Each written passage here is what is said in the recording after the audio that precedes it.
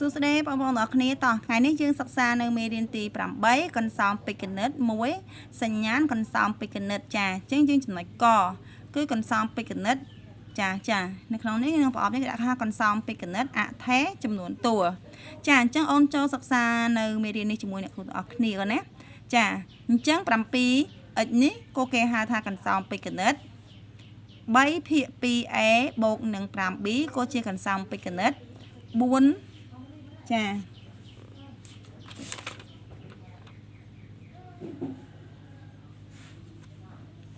អ្នកគ្រូអភ័យទៅគឺគ្រូច្រឡំនេះមួយកូន n តិចកូនណា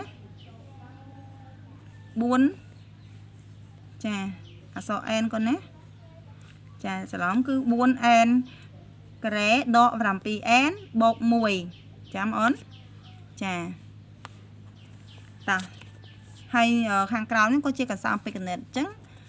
ក្នុងហ្នឹងគេចង់ដឹងថាតើមានអថេប៉ុន្មានហើយនៅមានប្រមាណតួនៅក្នុងកន្សោមនីមួយហ្នឹងកូនណាអញ្ចឹងយើងចូលសិក្សាទាំងអស់គ្នាគឺ 7x ចាអញ្ចឹងអ្នកគ្រូបញ្ជាក់ត្រង់អថេហើយនឹងចំនួនតួបន្តិចចាអថេគឺជាចំនួន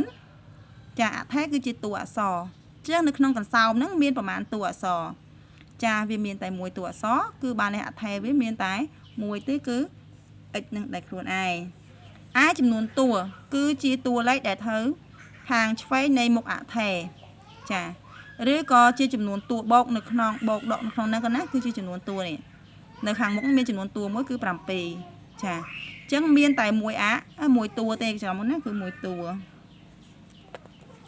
ឯ3ភាគ 2a បូកនឹង 5b អញ្ចឹងកូនមើលអថេគឺជាតួអក្សរអញ្ចឹងអានេះតួអក្សរគេអក្សរ a មួយអក្សរ b មួយទៀតអញ្ចឹងមាន2តួអក្សរគឺ a និង b រីឯចំនួនតួកូនមើលនេះនេះ1នេះមួយទៀតគឺ2តោះ 4n ការ៉េដកឲ្យ 7n បូក1ចាអានេះ n កូនណាគឺច្រឡំថាអក្សរ m អ្នកគ្រូមិញភ័ណ្ឌ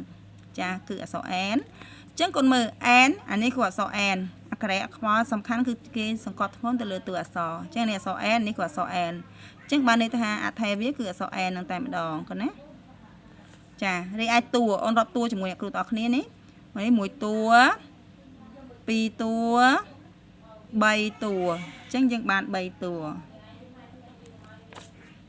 ចាឯខាងក្រោមនេះ 2x គូប y ដកឲ្យ x ការ៉េ